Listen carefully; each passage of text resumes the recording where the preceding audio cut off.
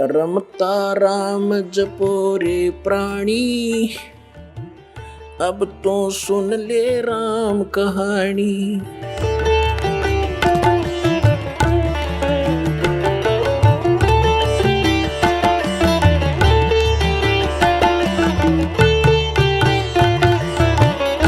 तो पुण्यात्मा, अब परमात्मा ने अपने वचनानुसार उनको निकालना था। यदि वो ब्राह्मण बने रहते, उनमें अभिमान की कमी नहीं थी, और जहाँ अभिमान है वहाँ भगवान मिल नहीं सकता उन व्यक्ति को। आज से 600 वर्ष पहले ब्राह्मण वर्ग एक बहुत ही उच्च कोटि के माने जाते थे। इनको हमारे क्षेत्र में दादा नाम से पुकारा जाता था, चाहे छोटा सा बालक हो, और बहुत बड़ी महिमा थी इनकी। उस समय परमात्मा ने पहले तो उनकी वह मरोड़ काटी, वो बनाए मुसलमान, और हिंदू से उस ब्राह्मण कुल से हटाया। अब वो बेशक मुसलमान बने हुए थे, लेकिन वो तो एक सिंपल मैन से गुजारा करते थे, अपना जैसे भी नमाज नमूजू न बता दी वह कर रहे थे, लेकिन अंतःकरण उनका टूटा हुआ था। उनके अंदर कोई अभिमान नहीं था। तो परमात्मा ज्येष्ठ सुदी पूर्णमासी संवत 1455 सन 1398 को ब्रह्म मुहूर्त में, ब्रह्म मुहूर्त कहते हैं सूर्य उदय होने से लगभग 1.5 घंटा पहले, वहाँ लगभग 1.5 घंटा पहले को ब्रह्म मुहूर्त कहते हैं। यहाँ थोड़ा सा प्रसंग और सुनाना अनिवार्य है कि एक रामानंद नाम के स्वामी रामानंद जी एक ब्राह्मण थे। वो काशी के अंदर अधिकतर ब्राह्मण लोग जो थे वो ऊत भूत की पूजा करते और करवाते थे। सदग्रंथों, वेदों और पुराणों से वे दूर चले गए थे। उस महापुरुष ने आकर के वहाँ पुनः वेदों का, पुराणों का आदि श्रीमद् भगवत गीता का प्रचार करना शुरू किया, जैसा उनको नॉलेज था। और उन्होंने 1400 ऋषि बना रखे थे अपने चेले। उनको संत रूप में उनका एक पहचान बना रखी थी। वैष्णव परंपरा से जो दीक्षित होते हैं वो सारे उनको बाह्य आडंबर करवा रखे थे। लंबा तिलक लगाना, गले में एक तुलसी के मनिये की एक माला डालना, ओनली तुलसी के लकड़ी का एक मनिया होता है। इस प्रकार के आप लक्षण वाले को वैष्णव संत बोलते हैं। तो 1400 वैष्णव संत बना रखे, वो जगह जगह प्रचार किया करते थे। और जैसे रामानंद जी ने उनको साधना बता रखी थी, वो साधना भी किया करते थे। उन 1400 ऋषियों में से एक ऋषि थे अष्टानंद ऋषि, और वो प्रतिदिन उस लहर तारा तालाब के ऊपर जाकर स्नान किया करते थे। और वहीं वो जंगल सा था, आसपास वन थे। पहले वन जंगल तो बहुत होते थे सभी जगह।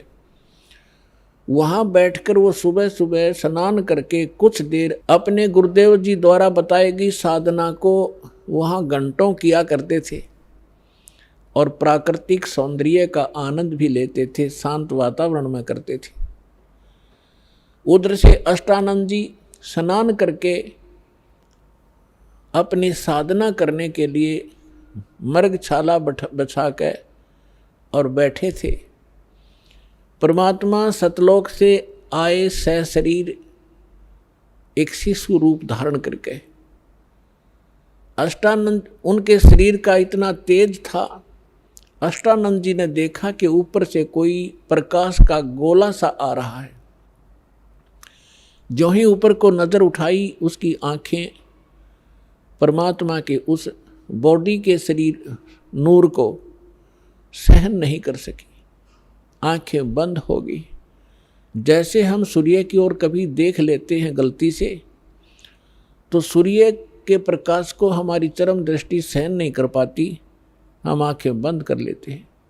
आंखें बंद करने के बाद हम क्या देखते हैं कि सूर्य का आकार प्रकाश रहित एक गोला सा अलग दिखाई देता है, और जिधर भी हम करते हैं वैसे ही उधर ही वो दिखाई ही देता रहता है। इसी प्रकार जब उस अष्टानंद जी की आंखें बंद हुई, उसने क्या देखा, एक शिशु, नवजात शिशु दिखाई दिया।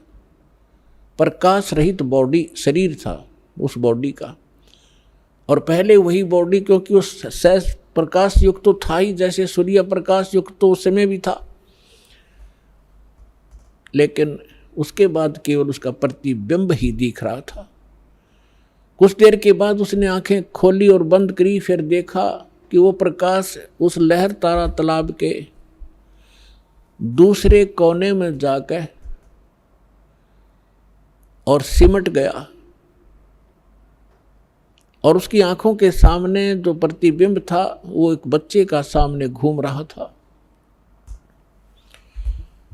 अब अष्टानंद जी ने सोचा कि ये मेरी कोई भक्ति की उपलब्धि है या मेरे साथ कोई ये देव ने या किसी प्रेत ने, पितर ने कोई ऐसी घटना कर दी। उसने सोचा कि अपने गुरुदेव जी से, स्वामी रामानंद जी से इसका समाधान चाहूँगा। तुरंत उठकर चल पड़ा, साधना त्याग दी। अब उधर से नीरू और नीमा प्रतिदिन वहाँ स्नान करने जाया ही करते थे।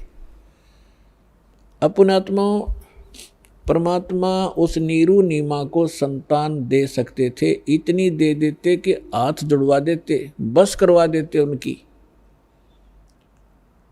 लेकिन कहते हैं ना, समाज के विचार और भगत और जगत के विचारों में बहुत अंतर हो जाता है। इसी कारण से जगत और भगत का विरोध रहा है। जगत जो परंपराएं निभा रहा है वो भक्त उनको निभाकर आगे बढ़ नहीं सकता। भगत के विचार शास्त्र अनुकूल होते हैं, जगत के विचार अपनी परंपराओं पर आधारित ही रहते हैं। अब यहाँ समाज तो ये कहता है, पहले तो बहुत बुरा हाल था, जिसके कोई पुत्र ना हो, संतान ना हो, तो ऐसी धारणा बन रखी थी हमारे अंदर कि सुबह सुबह उसके दर्शन भी नहीं करने चाहिए, वो मनहूस व्यक्ति है। ये तो हैं जगत के विचार। और हमारे सूक्ष्म वेद में परमात्मा का दिया ज्ञान वो क्या कहता है कि जिनके संतान नहीं है वो बहुत ही खुशकिस्मत वाले व्यक्ति हैं। अब यहाँ बात बिगड़ती है कि ये क्या मतलब होया भाई, जिसका संतान नहीं है वो गणे अच्छी किस्मत वाले हैं, और जिनका संतान है वह माड़ी किस्मत वाले हैं। ये 100 की 100 सत्य है। लेकिन जो भक्ति नहीं करते वो चाहे संतान वाले हों और चाहे बिना संतान वाले हों, दोनों ही कर्महीन हैं। और जो शास्त्र अनुकूल भक्ति त्याग कर मनमाना आचरण भक्ति भी कर रहे हैं तो भी यूजलेस है, वो भी कर्महीन है। शास्त्र अनुकूल साधना परम संत से प्राप्त करके फिर चाहे संतान वाले हों और चाहे ना संतान वाले हों, दोनों ही खुशकिस्मत हैं। अपने आत्माओं इस अध्यात्म ज्ञान को अच्छी तरह समझना। अब संतान वाले, बिना संतान वाले क्यों खुशकिस्मत हैं? पुणात्माओं, हमारा उद्देश्य, परमात्मा का उद्देश्य आपको इस गंदी दलदल से निकालना है।